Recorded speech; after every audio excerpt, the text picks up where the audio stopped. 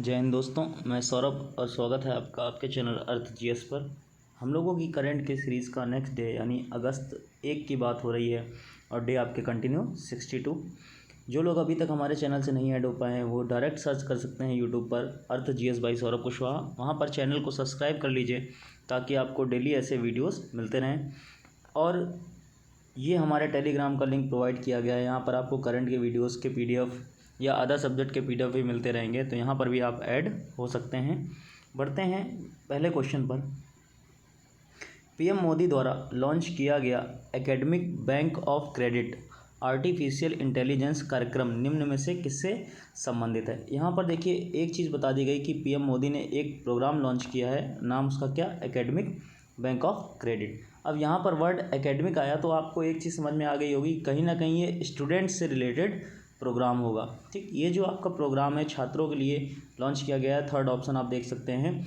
और ये आपका एक डिजिटल क्रेडिट बैंक है। जैसे आपके बैंक होती है, आप एडवांस में पैसा वहाँ से ले सकते हैं, क्रेडिट होती है, आपकी वैल्यू होती है। तो जैसे कोई छात्र आपका कोई डिप्लोमा कर रहा है या डिग्री कर रहा है तो उसी के हिसाब से, क्रेडिट के हिसाब से उसको पैसे प्रोवाइड किए जाएंगे। तो याद रखिएगा पीएम मोदी द्वारा, और आपकी जो योजना है नाम उसका academic bank of credit. Next question है, किस राज्य द्वारा मिशन निर्यातक बनो आरंभ किया गया। अब देखिए एक आपका योजना है, नाम उसका मिशन निर्यातक बनो। ये जो आपका लॉन्च किया गया है ये राजस्थान द्वारा, किस राज्य द्वारा स्टार्ट किया गया है, राजस्थान द्वारा।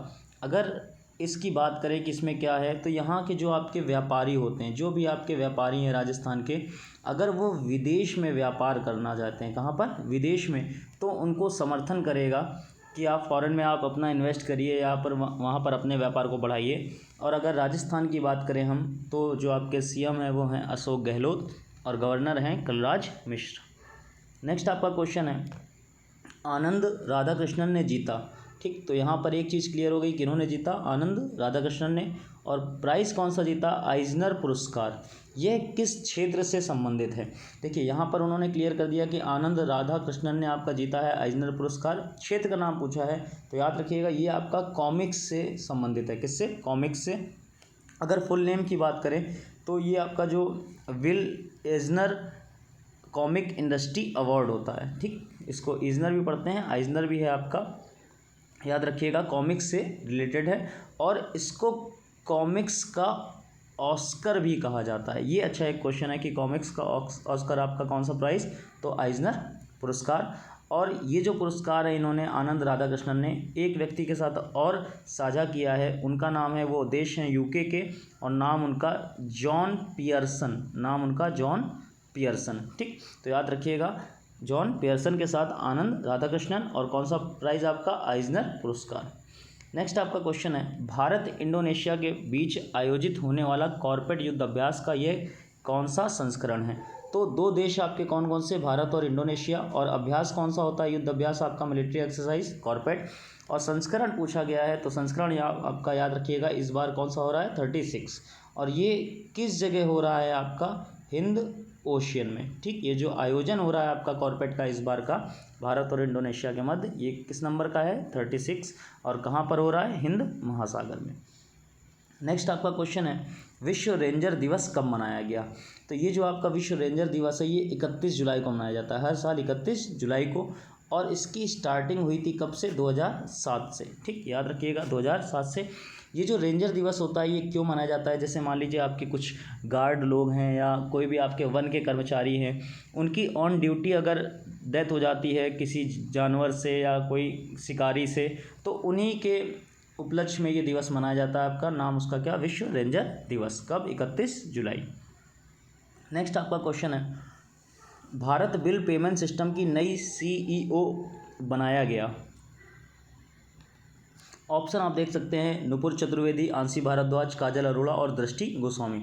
याद रखिएगा नुपुर चतुर्वेदी को रिसेंटली आपका भारत बिल पेमेंट सिस्टम, ठीक, भारत बिल पे भी लिखा मिल सकता है आपको, तो वही बात है कि नई सीईओ बनाया गया है। इससे पहले ये जो थी आपकी नुपुर चतुर्वेदी, ये एयरटेल पेमेंट बैंक, ठीक, कौन सी आपकी, एयरटेल पेमेंट बैंक की सीईओ भी थी। तो याद रखिएगा नाम उनका नुपुर चतुर्वेदी। नेक्स्ट आपका क्वेश्चन है IBBIC प्राइवेट लिमिटेड में किन किन बैंकों ने हिस्सेदारी खरीदी। ये जो क्वेश्चन है आपका ये मल्टीपल चॉइस भी बन सकता है। तो किन किन बैंकों ने इसमें हिस्सेदारी खरीदी है, जो आपकी संस्था है IBBIC, ICICI ऑप्शन में है, HDFC और एक्सिस, और फोर्थ ऑप्शन है ऑल ऑफ द अबव। याद रखिएगा तीनों ही बैंकों ने, ये जो आपके दिए गए हैं ICICI, HDFC और एक्सिस, तीनों ने ही आपकी कुछ शेयर्स इसमें खरीदे हैं। तो ऑप्शन आपका कौन सा सही हुआ, all of the above. Next आपका क्वेश्चन है भारत के कितने बाघ अभ्यारण्य को CATS द्वारा मान्यता प्रदान हुई। अभी रिसेंटली आपका विश्व ग्लोबल टाइगर डे जो आपका मनाया गया, तो उसी में ये घोषणा की गई थी। तो याद रखिएगा इंडिया की टोटल 14 बाघ अभ्यारण्य जो टाइगर रिजर्व हैं उनको CATS द्वारा मान्यता प्रदान की गई है। अच्छा, इसका मतलब क्या होता है, ये एक मानक होता है, वैश्विक संरक्षण सुनिश्चित बाघ मानक, और जिस संस्था के द्वारा प्रोवाइड किया जाता है ये आपका NTCA द्वारा, ठीक, NTCA national tiger conservation authority द्वारा ये आपका प्रमाण पत्र दिया जाता है। जैसे आपके मान लीजिए बाघ हैं, उनके संरक्षण के लिए अच्छा काम किया जा रहा है, तो उसका क्या पॉजिटिव इफेक्ट पड़ता है, क्या नेगेटिव इफेक्ट पड़ता है, उसी की जांचबीन करता है। और जब वो अच्छा काम करता है तो क्या प्रोवाइड किया जाता है, CATS। तो कितने बाघ अभ्यारण्य को आपके 14। नेक्स्ट आपका क्वेश्चन है आशा भोसले को किस राज्य का प्रतिष्ठित पुरस्कार प्रदान किया गया। ये आपका करंट का न्यूज़ एक बार आ चुका है और तब पढ़ाया गया था कि प्रदान किया जाएगा, और अब ये प्रदान कर दिया गया है।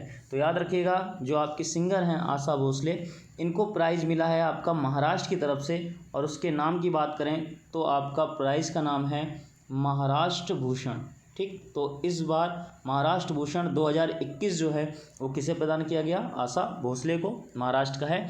अगर बात करें कि कौन प्रदान करता है, तो ये CM की अध्यक्षता की एक समिति होती है, वो प्रदान करती है।